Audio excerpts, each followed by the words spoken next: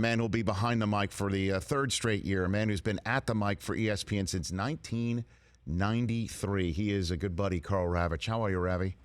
I'm good, Richard. How are you doing? Good to be on with you. We should do it more than once a year. I agree. But I'm grateful that you're checking in, and yeah, it's been a while, and we miss you. We're delighted by all the success you guys are having out there, and I'm happy to be on with you. Thanks, Ravi. It means a ton to hear you say that. So tonight, obviously Yelich is not going to be in the mix tonight, and that's a disappointment. But what are you looking forward to seeing tonight, sir? You know, he's an interesting star, if you will, in baseball. He reminds me a little bit of Kawhi Leonard before Kawhi Leonard was an NBA champion and an MVP candidate. Yelich is one of those who's sort of underneath the Harpers and the Trouts and the Judges of the world. So as much as we wanted Christian Yelich in this because of his homers, you don't have Bellinger in this thing, and he's equal, and we'd like to see that. Tonight, to me, is all about the sort of youthful movement that we've seen in baseball the last handful of years, whether it's Judge, whether it's Alex Bregman in Houston, Vlad Guerrero coming out of Toronto, all of these guys, Josh Bell in Pittsburgh. It in a lot of ways, and maybe you can relate to this, while we were doing SportsCenter, the three-point shooting contests when Larry Bird was shooting and the dunk contest when Michael Jordan was dunking were fantastic, and they seem to have kind of lost a little bit of their mojo, a little bit of their energy. In the case of the Home Run Derby, I think it continues to get better and better. They've changed it with the time, and I do think people, while Harper put on a show last year, I think people in baseball, especially with the crowd they're trying to appeal to, the group that's in this tonight, whether it's Jock Peterson from L.A. or a Bregman from Houston or a Bell from Pittsburgh, all those guys, I think, will use this stage to grow their brand, to appeal to an audience. The one thing I hear, Rich, all the time from players that are in the Derby, people like Pete Alonso, when I was growing up, and that strikes me as funny as somebody that's in his mid-50s. Well, you're still growing up. Like, you are a kid.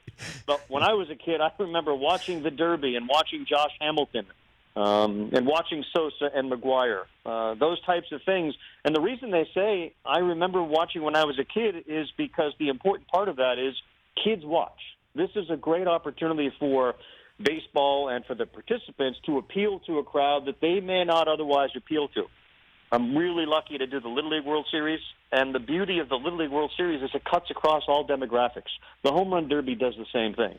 The kids are watching. Their friends are watching. Their grandparents are watching. It's a beautiful, beautiful part of baseball and this event, and these guys can take advantage of that. Yeah, and then, dads throwing to kids, no question. Who are in the Home Run Derby. I mean, I do love the father-son aspect of it that seems to happen every single year. I took my kids last year to see the Home Run Derby in person.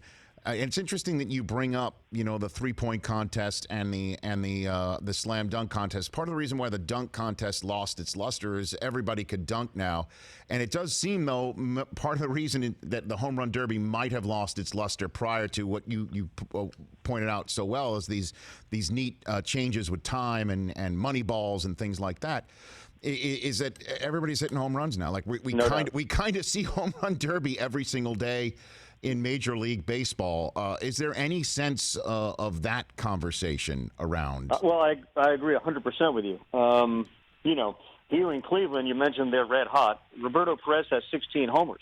There's supposed to be a difference between Roberto Perez and Cody Bellinger. There's supposed to be a difference between a guy that is a 10 home run dude and somebody that, like George Springer or Carlos Correa, is supposed to hit 30. Now they're all kind of in the same group. And I do think there is a little bit of Home Run Derby every single day. But the difference is you go to a baseball game like we did in London, and it's 17-13. Here, I do think the clock, the $1 million, the bonus ball, the 440, the exit velocity, all those things are brought into like an SAT test. It's one day. It's one night of a complete grind. Everyone's focused. That is the goal here. The goal in a baseball game is to win the darn game, whether it's a bunt, a sacrifice fly, or a home run. Here, this is strictly homers. Like, you know what you're getting, and you expect it. When you go to a baseball game, you're kind of like, can we do something other than just hit 4 home runs and win 7-2? So I think that we've been able to, in this sport and this event, avoid the abundance of carryover from home run regular season to this night. If we had 4 home run derbies, we'd be dead. But you only have 1. There is a break going on. And, again, I do think because of the time, I mean, this whole thing tonight will take 2 hours, 2 hours. Mm-hmm. A baseball game takes 3. And you will see all sorts of excitement, energy, clock winding down. That's significant. That's what makes this, or at least what makes this a part of something that is special. And again, I do think, were your kids more interested now? Did they even talk about it? Like, hey, Dad, tonight the home run derby? Oh yeah, they even had at the time, and we've kept it, like a bracket, and who advanced, exactly. and writing it down. And look, it helps. Karl Ravech here on the Rich Eisen Show, calling the home run derby tonight at 8 Eastern on ESPN. It helps to have someone like Kyle Schwarber, who looks like a fire hydrant with a bat, just cranking it out. It really is just a fun to watch. What is the $1 million that folks might not know about? Walk us through what that is. Yeah, so tonight. This year, and this was an interesting one, Major League Baseball decided, because there was a little bit, and it's really funny, this is the three-point shooting contest and the slam dunk contest. I think Major League Baseball felt that there was a bit of apathy in the home run hitters' willingness to participate in a home run derby for all the false narrative that it screws up your swing, and some guys are on teams that are trying to get into the playoffs, and we don't want to risk any type of injury or fall off in the second half. So let's float $1 million out there. And my concern initially was people who are making hundreds of millions of dollars will look petty if all of a sudden they have a great interest in participating in an event where you can win $1 million when they have $1 million, in your sock drawer. That's not going to work. But what happened is that you clearly have now 3 guys in this event, in Josh Bell, in Pete Alonso, who are making $500,000. Vlad Guerrero Jr. You could double your salary. There's $1 million is $1 million. There's an appeal to it. If we opened the show and had $1 million on the desk and said that's what these guys are playing for, people would, again, be more interested. It's why some of these game shows work. So the idea of the $1 million was to entice players to do it. Many of them, like Pete Alonso, has said, I'm donating a portion if I win to Tunnels for Towers, which is a Staten Island group that helps out first responders, wounded warriors. I'm sure you'll see anybody that wins will make a significant contribution to a particular charity. Major League Baseball does that as well. But again, you're adding another layer between the clock, between the bracket, between the money ball, and now $1 million. Everything that baseball has done with the Players Association to make this more appealing, I think they're smart enough to do it. Short of having every player put up $1 million and the winner gets 8, then this is a good start in that direction. Karl Ravech here on the Rich Eisen Show. You mentioned how some of the participants are talking about when I was a kid watching it growing up. Let's hit the Wayback Machine, because I know you were there. It's been 20 years. I mentioned this earlier on the show. 20 years now since the famed McGuire Sosa Field of Dreams. Pedro Martinez, 5 strikeouts in the first 2 innings.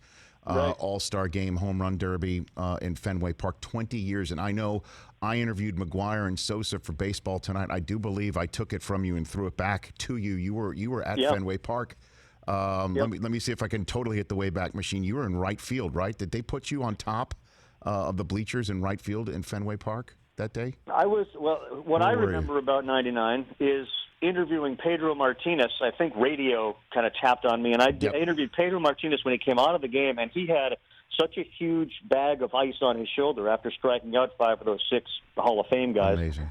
And that was, in a lot of ways, that was the end of Pedro, that chapter. He was great after that, but never the same. Never was able to kind of recreate the 99 with the changeup and the curveball. But yeah, as much as the McGuire-Sosa show was there and Griffey was there, it was what happened in that game, and the Ted Williams and Tony Gwynn, and do you smell your bat after you get a foul ball? That was as memorable a night as I've experienced in baseball, and have done baseball since '95 at ESPN. You're right. I don't remember during the Derby where I was. My sense is baseball tonight was in right field. Was above that. You're right. You were there. You were there, and I remember I was interviewing both those guys, McGuire and Sosa, before the Derby, and it was the year after that '98 season that was so magical that so many people peg as the savior of baseball. From the strike a few years before that.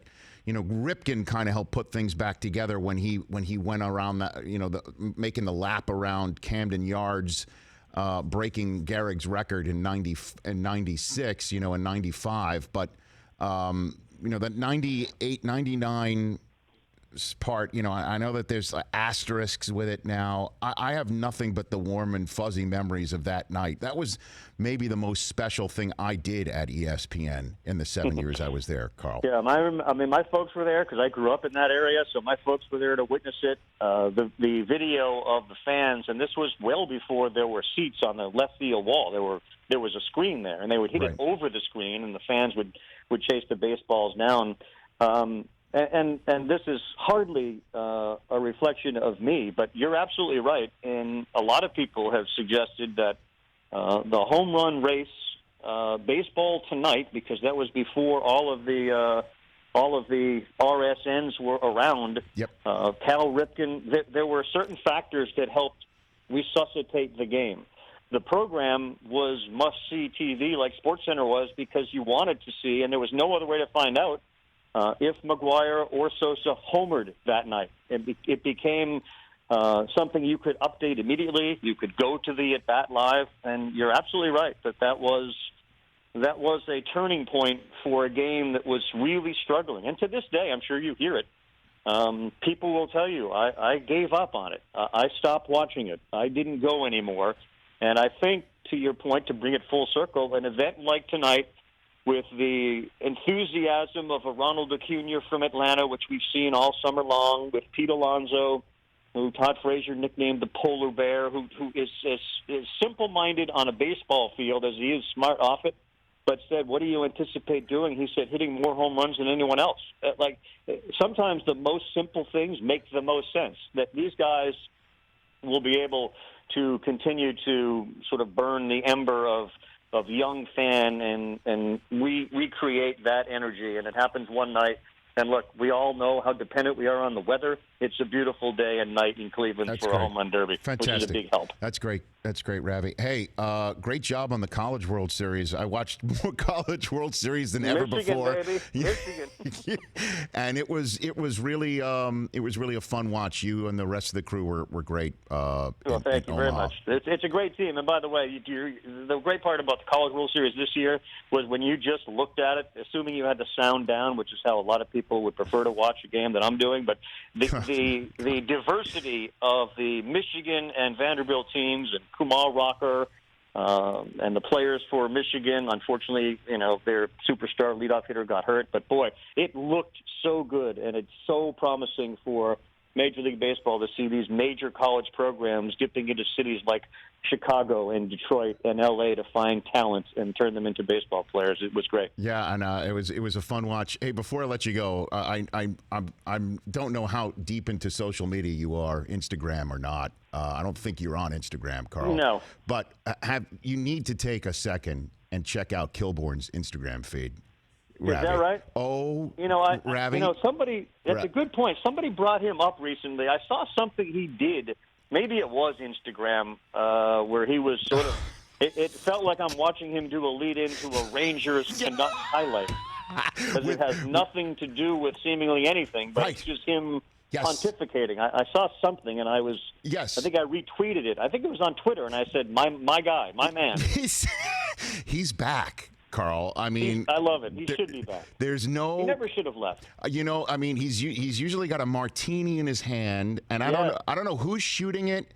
I don't know who's editing it, because there's dissolves, because, as you know, he always liked to dissolve.